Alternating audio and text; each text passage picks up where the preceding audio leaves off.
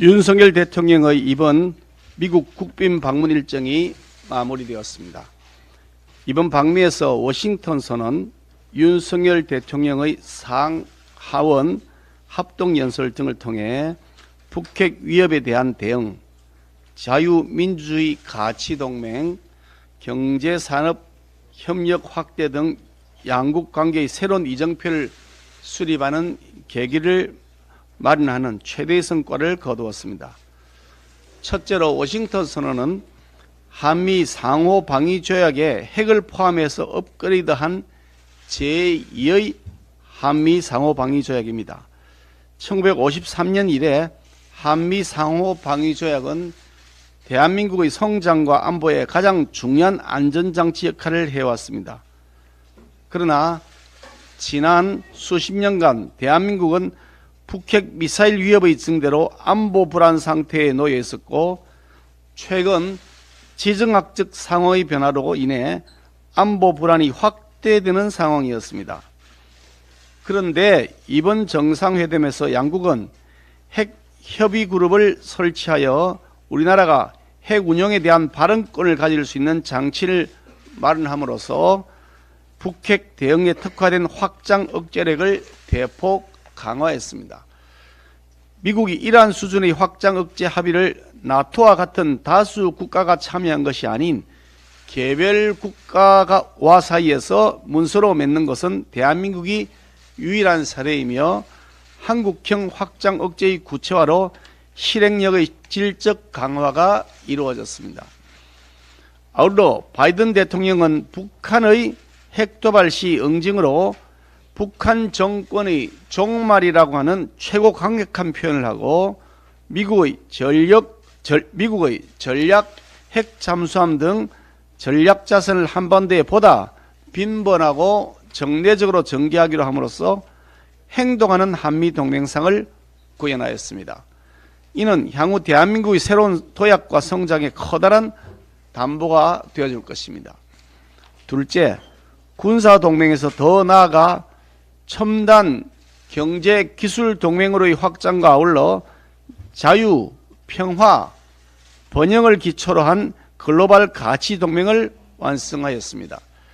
양국은 군사동맹을 넘어서 첨단 과학기술 분야 관련 공급망 협력과 우주, 사이버, 인공지능, 양자 분야까지 동맹의 범위를 확대했습니다.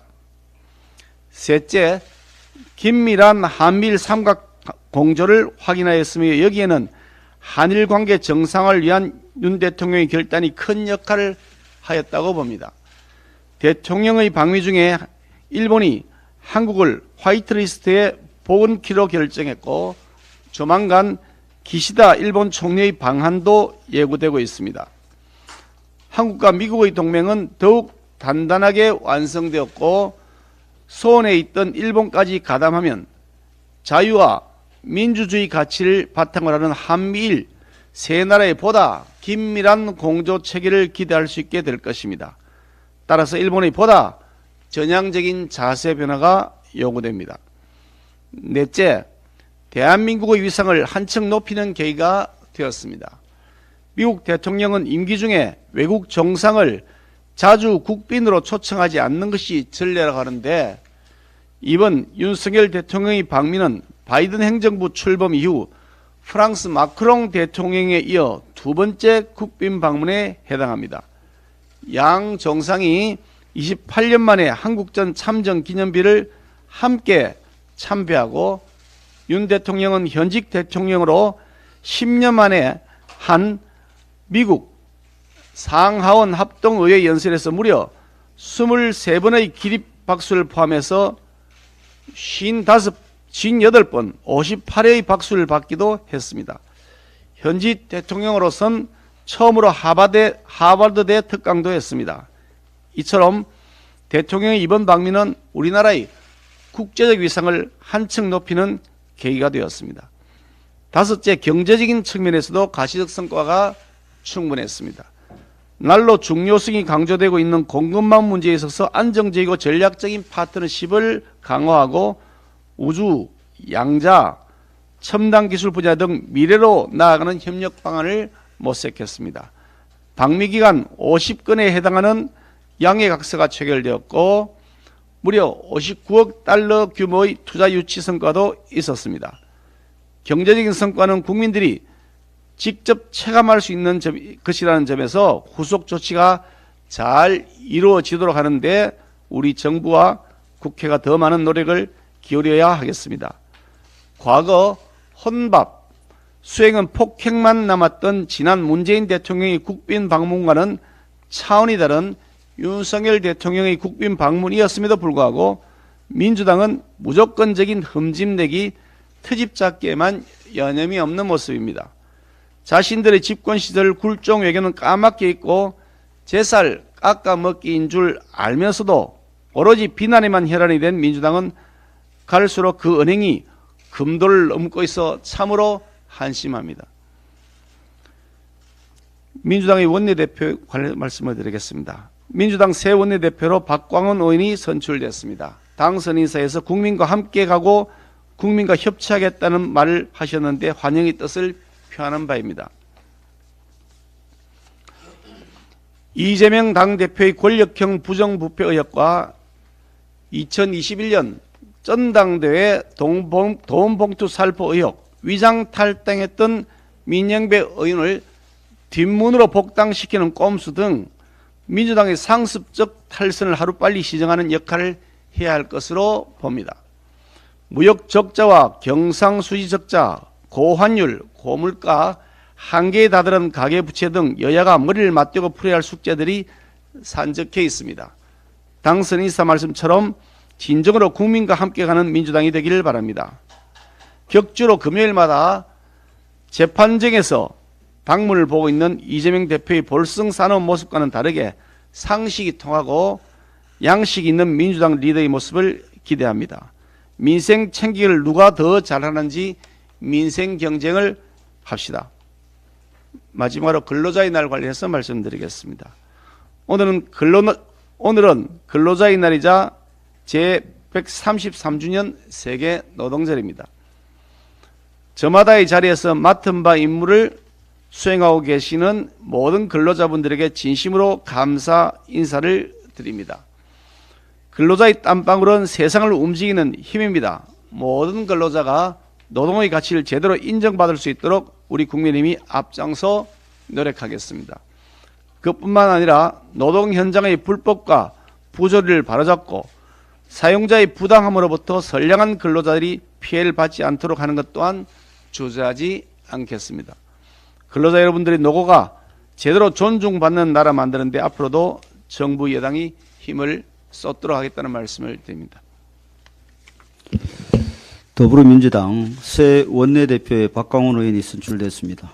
진심으로 축하드립니다. 민생 우선, 정치 복원 등 신뢰 형성 방안을 밝힌 것을 다행스럽게 생각합니다. 숫자의 힘으로 일방적인 국회 운영을 하고 있는 입법 폭주를 멈추고 저와 함께 의회 정치 복원에 힘쓰자는 말씀을 드립니다.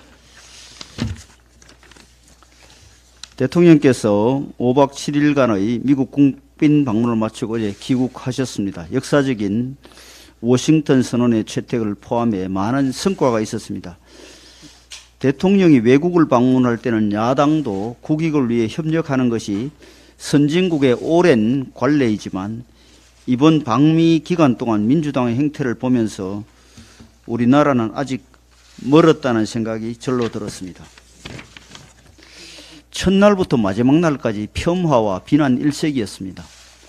합리적인 비판은 수용하겠지만 성학대라든지 사기극이라든지 하는 등등의 비난은 정도를 넘어도 한참 넘은 막말입니다. 저는 워싱턴 선언의 의의에 대해서만 짧게 짚어보겠습니다. 첫째, 워싱턴 선언은 기존의 한미 상호 방위 조약의 핵을 포함해 업그레이드한 제2의 한미 상호 방위 조약입니다. 지난 수십 년간 북한의 핵과 미사일 위협의 증가 등으로 지정학적 위협과 안보 불안이 확대되는 상황에서 한미 양국이 명확한 의미로 확장 억제 체계에 합의한 것은 대한민국의 새로운 도약과 성장에 큰 담보가 되어줄 것입니다. 둘째, 미국의 확장 억제가 항구적이고 철동 같으며 대한민국에 대한 북한의 모든 핵 공격은 즉각적, 압도적, 결정적 대응에 직면할 것을 선언하고 있습니다.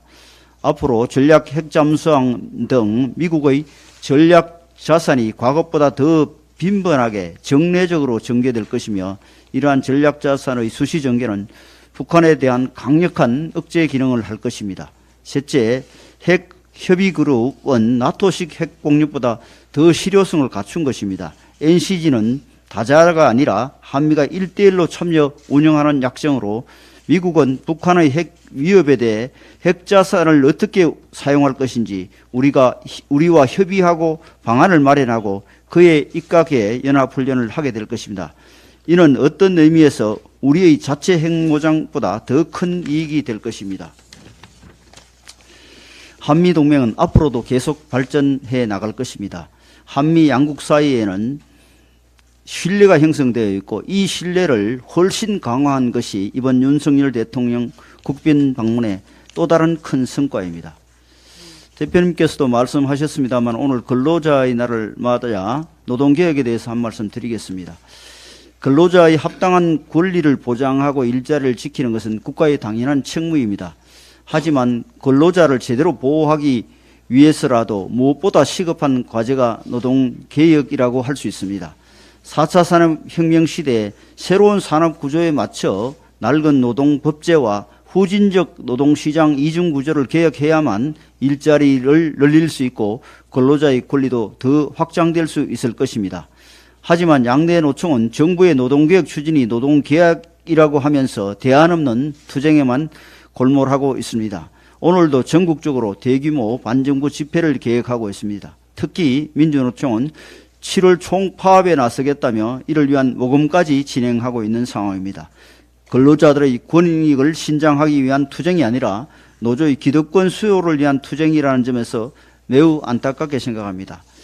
양대 노총이 불법과 폭력을 일삼는 투쟁 방식을 포기하지 않는다면